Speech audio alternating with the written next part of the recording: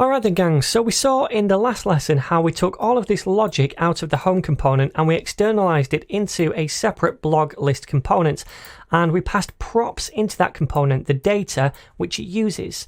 And I said that externalizing all of that logic into a different component makes that code more reusable, and it does. We can reuse this component in different places in our application now where we need it, and we can pass different data into it each time. So let me demonstrate this. What I'm going to do is duplicate this blog list component so we have one after the other. Now the top one is taking in all of the blogs and the title is all blogs. And then the second one, I'm going to change the title to Mario's blogs. And then over here, we're going to pass in some different data. And all I'm going to do is filter this array, the blogs array. So we'll take out the blogs which doesn't have an author of Mario. So this one right here. So then we're only going to show Mario's blogs inside this component. So the way to do that is by using the filter method on the blogs. So we're doing this directly inside the prop value, blogs.filter, and this filter method fires a callback function for each item in the array.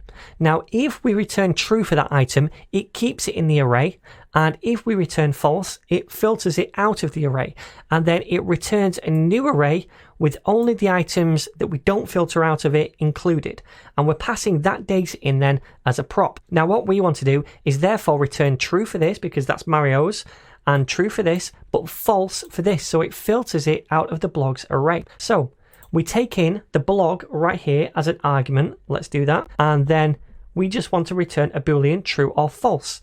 So I'm going to say blog.author, that's this property right here, is equal to, or triple equals to Mario. So this is going to return true for this and this, but false for this. So it filters this out of the array.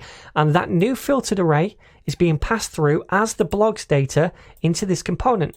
So the first time around at the top, it's going to be all of them. And then underneath, it's just going to be Mario's blogs.